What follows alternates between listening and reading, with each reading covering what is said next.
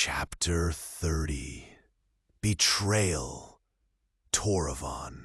To search her rooms would also be aiding the king, wouldn't it? Without the detriment of actually having to see him, of having to see the coldness in his eyes, and beneath it, the hurt. But I can't duck out of this now. If Toravan invited me to the high table, Elsira holds out her arm, and for a moment I stare at it, and remember I'm the man here. She's asking me to escort her in. Me, Caleb Aylin, a village mage. I smile, and it's more bitter than I'd like. I might be happy at this boost in status if it hadn't come at the cost of the king's safety and his regard. I take her arm, a little awkwardly, but she smiles back. A private smile, a knowing smile, in a way that I don't want to think about. Do they all still think I'm the reason that Toravan's had a few moments of lightness lately?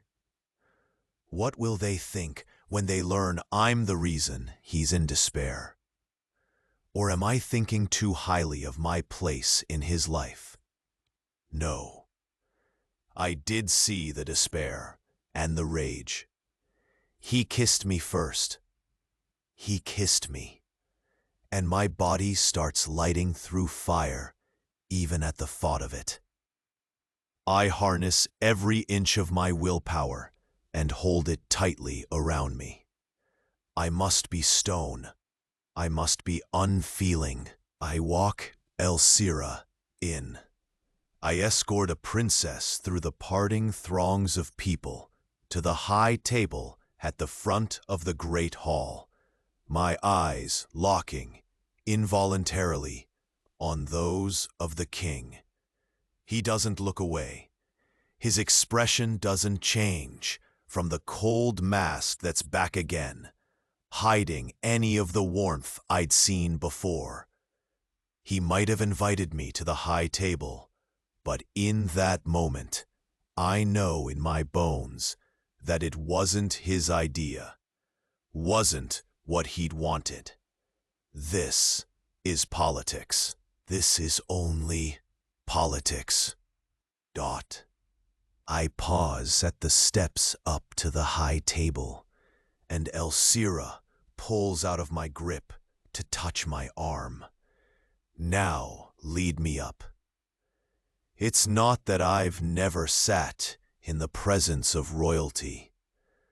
I am royalty, and I never much cared for the display, for the constant biting ridicule from my mother, from being compared to her and my sisters.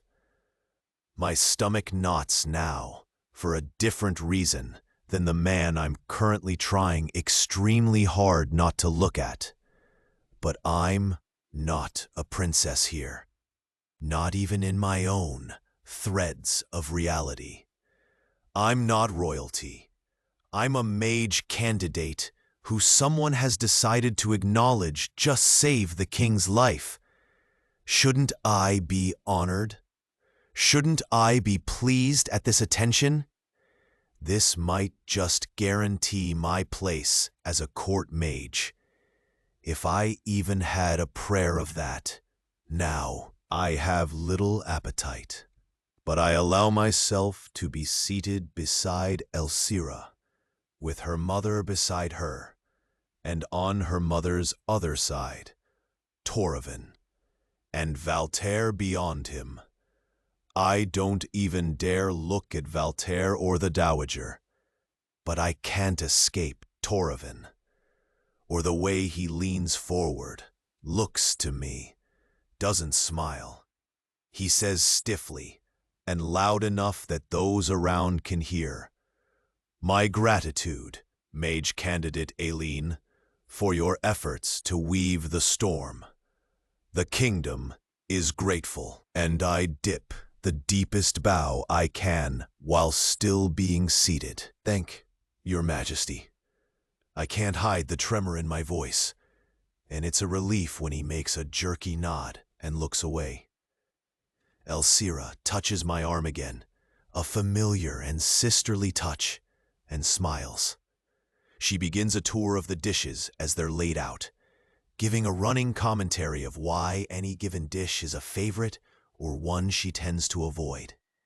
Many of her reasons involve colorful stories from previous meals, featuring other courtiers honored at the high table. Some stories are ridiculous enough that I catch myself grinning,